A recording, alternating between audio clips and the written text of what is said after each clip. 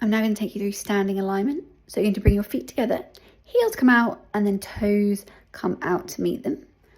From here, we're just going to take a little rock backwards and forwards, so just feeling where the weight is in your foot and then slowly bringing yourself to a standstill where that weight is evenly balanced between your heel and your toe. Once you've come to here, we're going to think about moving the weight into the outside of the foot so that the knees track the toes, keeping them soft. Then just a gentle tuck and tilt to keep an eye on where you're placing that pelvis. And we're going to slowly make that movement slower until your tailbone is pointing down towards the floor, restacking those vertebrae, growing towards the ceiling. Next, we're going to make sure the arms are staying next to your side, so your shoulder blades are coming back and down. Just give those shoulders a little wiggle. And then next, we're going to go through the pelvic floor, core, and breathing. So as we inhale, we're going to feel that rib cage expand into the sides, back and front. The diaphragm moves down and so does the pelvic floor. As you exhale, you're thinking about pulling your ribs to hips and pulling in the pelvic floor. So we're thinking sit bone to sit bone, pubic bone to tailbone. Again, we're going to inhale, feel that rib cage expand, and then exhale, draw those ribs in, engage that pelvic floor, thinking sit bone to sit bone, pubic bone to tailbone. Again, inhale, release, and exhale, engage. Inhale, release, and exhale, engage. Couple more breaths here with me. There's quite a lot of information to take in with the breathing, core and pelvic floor and how it works together. So don't panic if you can't nail this today. This is something that we're going to work on as we move through the course. Just keep thinking, I need to be breathing as I'm exercising, and keep thinking about pulling in those pelvic floor and core muscles at the same time. So pelvic floor, sit bone to sit bone, pubic bone to tailbone. Core, we're thinking rib to hip, hip to hip, belly button to spine. And now we're ready for our workout.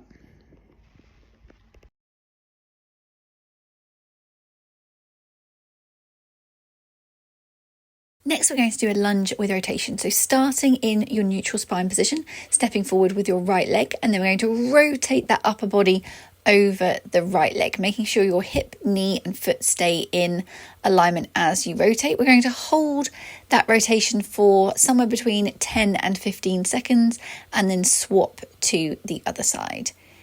This is a really good exercise for building strength in your legs, as well as improving that rotational mobility of your thoracic spine. Every time you step out into your lunge, making sure that your foot, knee and hip stay in alignment. Coming into a low lunge, or as low as you feel is right for you. So you can feel those legs working, but you can keep going and maintain good balance throughout the move. Lunges are a really good exercise for working the legs independently. So you'll know here if you've got a side that is more tricky, and that's probably the side that's slightly weaker, so you can then work on that. So this is a really good way of telling if you've got a side that feels less balanced. This is probably the side you need to work on, and the side of your body that's weaker. As you rotate over that front leg, keeping that knee tracking your toe, make sure that that knee doesn't fall in. If you need to make the steps smaller so that you feel more balanced, that's always an option.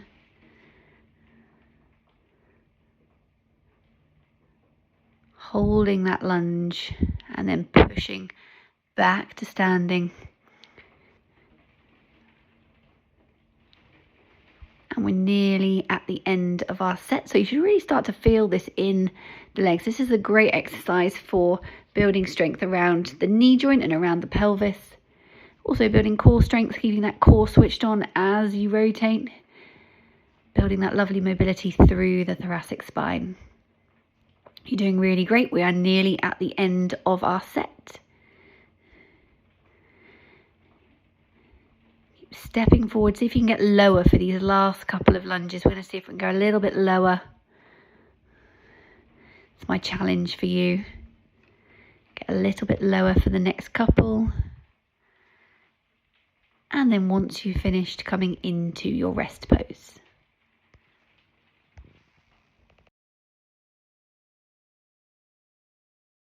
Now going to take you through a roll down. So this is one of our 34 classical Pilates exercises, and we're going to add in press-ups as well. So coming to the end of your mat, feet hip distance apart, pelvis underneath you, taking a nice inhale at the top, expanding that rib cage. Exhale, engaging your pelvic floor and core, gently bringing your chin to chest, and we're going to roll down through each vertebrae one at a time. At the bottom, keeping your heels on the floor, walking forward into your high press up position. Then you can bring your knees to the floor into your 3/4 press up if that is better for you, or you can maintain that full press up position and do your press ups from there if that is better for you. Somewhere between 2 and 6 press ups per roll down, please. Then walking yourself back into the bottom of your roll down, taking an inhale, and on your next exhale, gently restacking those vertebrae back to standing. This is a really nice mobility exercise for your spine, so keep it nice and slow and controlled. It should take somewhere between 8 and 10 seconds to roll down to the floor. Don't rush this part. Maintaining your core connection as you do your press ups, breathing however works for you whilst you are doing your press ups.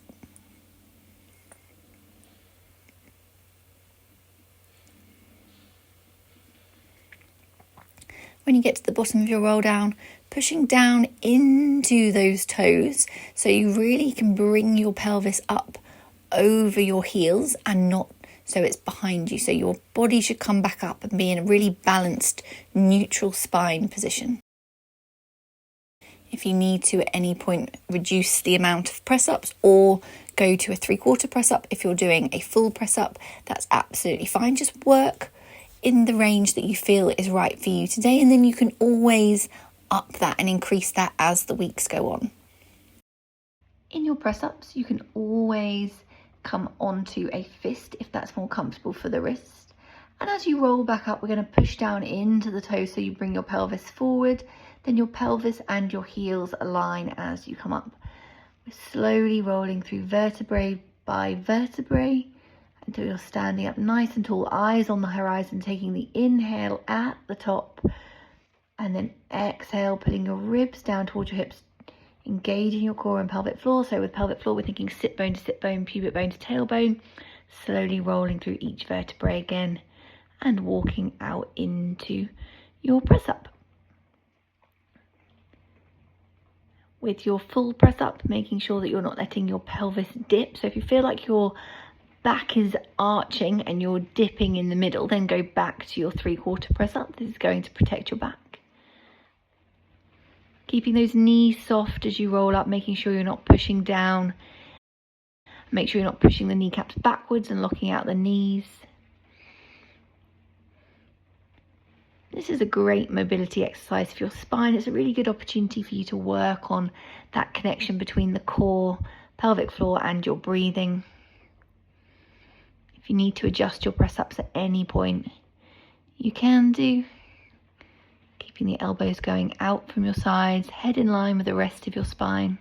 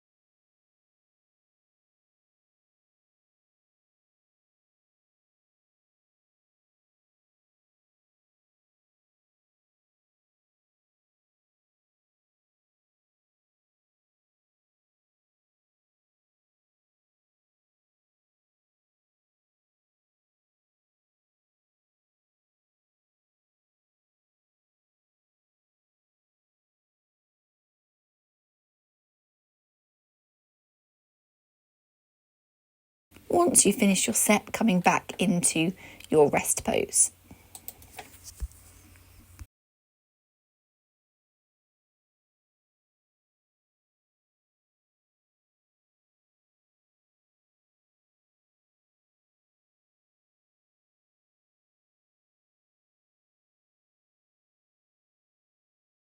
This next move is cat flap letterbox, which is a great core exercise. So we're going to come to lying down on our backs, feet are hip distance apart, flat on the floor.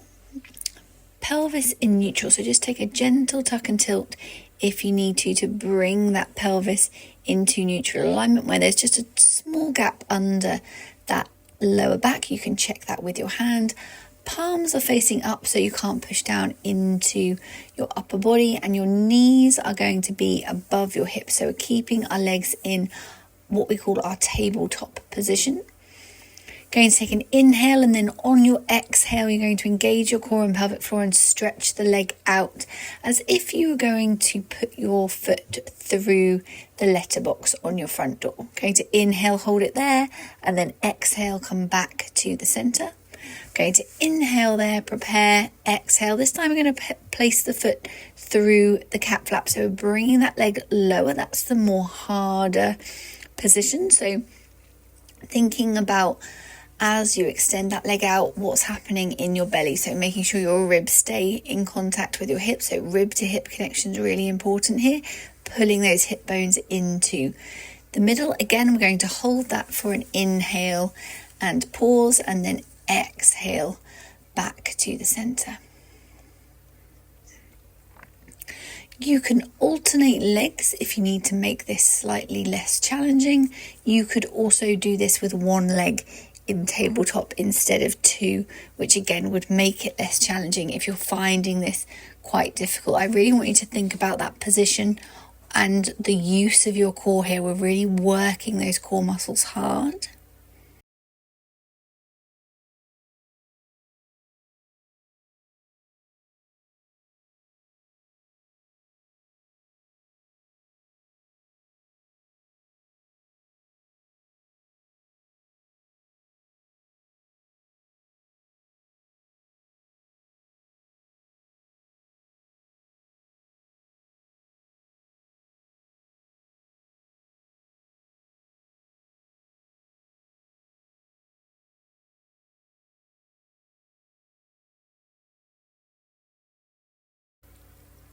And once you've finished one leg, we're going to move to the other leg, exactly the same. So exhale, taking the leg away from the body, up as if you're going to post your foot through the letterbox, holding for an inhale, and then exhale, returning to your starting tabletop position.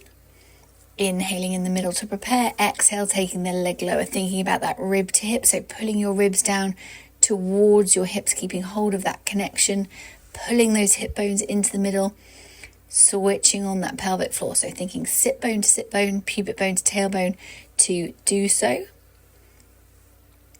Making sure that little gap behind your low back doesn't increase in size, so it should stay small because your back should remain in its neutral position and just the leg moves.